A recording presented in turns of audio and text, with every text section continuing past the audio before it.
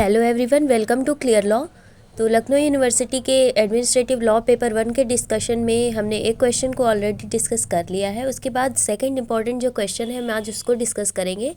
तो आइए देखते हैं। सेकंड इंपॉर्टेंट क्वेश्चन है रूल ऑफ लॉ। तो explain the concept of rule of law, to what extent it has been adopted in the Indian constitution, और what is the concept of rule of law in modern context. तो इसको हम देखेंगे।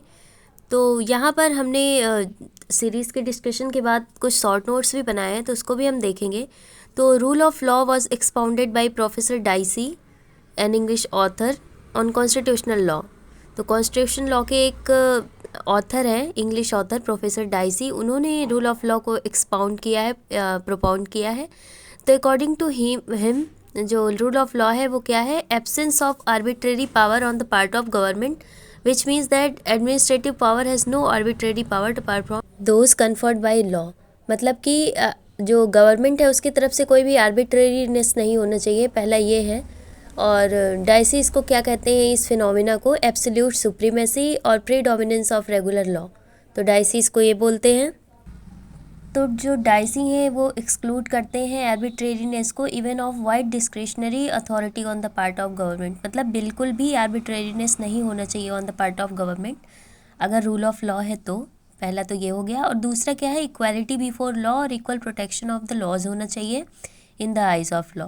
मतलब सभी जो है वो लॉ के सामने जो है इक्वल है, और ordinary court of law of that country उसके सामने सब इक्वल है। और डाइसी के ने जो अपना लास्ट एक्सप्रेशन दिया रूल ऑफ लॉ पे, उन्होंने ये कहा कि may be use to mean complete lack of arbitrariness, even government is subject to the rule of law. मतलब कि ये जो रूल ऑफ लॉ के सब्जेक्टेड कौन है? गवर्नमेंट भी इसके सब्जेक्टेड है। तो अब इंडियन कॉन्स्टिट्यूशन के कॉन्टेक्स्ट में देखेंगे कि इसमें क्या है। तो doctrine of rule of law embodied किया गया है इंडियन कॉन्स्टिट्यूशन में। अगर हम देखें प्रीएम्बल ऑफ द कॉन्स्टिट्यूशन, तो वो हम क्लियरली कहते हैं कि रूल ऑफ लॉ उसे कहते हैं जो ले डाउन करता है।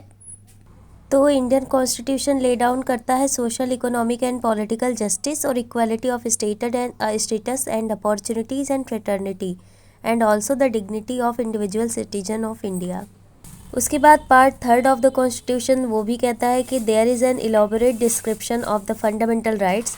तो पार्ट 3 जो है वो भी एक तरीके से रूल ऑफ लॉ की बात करता है, जो कहता है कि सभी इक्वल होंगे, आर्टिकल 14 में जैसे कि बताया गया है। और ये सिर्फ ऐसे कहने की बातें नहीं हैं। जो आर्टिकल 32 और 2 to 6 of the constitution of India है वो भी यही कहता है कि मतलब इनके थ्रू जो है ये फंडामेंटल राइट्स पार्ट 3 वाले इन्फ्रोज कराए जा सकते हैं। तो 32 में सुप्रीम कोर्ट और 2 to 6 में हाई कोर्ट को हम अप्रोच कर सकते हैं। और उसके बाद में all laws, bylaws, rules, regulation and even ordinance have to be fully considerate of the fundamental rights, and any law, ordinary rule, regulation, order or bylaw which directly or indirectly deprives a citizen of his fundamental right can be quashed by high court or supreme court। मतलब कि इन सारी चीज़ें अगर ये जो है fundamental right के against जा रही हैं तो हाई कोर्ट और सुप्रीम कोर्ट से वो क्वैश कराई जा सकती हैं। तो उसके बाद में जैसे मतलब मान लीजिए कि उत्तर प्रदेश का जो स्टेट लेजिस्लेशन है वो लॉ इनैक्ट करता है कि विमेन कैंडिडेट को लॉ पढ़ने नहीं दिया जाएगा, तो या फिर लीगल प्रोफेशन में उनको एडमिट नहीं किया जाएगा। तो ये किसी भी तरीके से ठीक नहीं है, क्योंकि यहाँ पर सेक्स के बेसिस पे डिस्क्रिमिनेशन हो रहा है। तो ये फंडामेंटल राइट का वायलेशन है। तो इसीलिए ये क्वैश करने के लिए बाउंड है अकॉर्डिंग टू कॉन्स्टिट्यूशन। तो रूल ऑफ लॉ एनंसिएट करता है फिर स्पिरिट ऑफ लॉ को। फिर उसके बाद में इंदिरा गांधी वर्सेस राजनारायण के केस में ये कहा गया था कि जो रूल ऑफ लॉ है वो अपने एडमिनिस्ट्रेशन का एक तरीके से एंटी फील्ड है। तो every organ of state under constitution regulated and control by rule of law.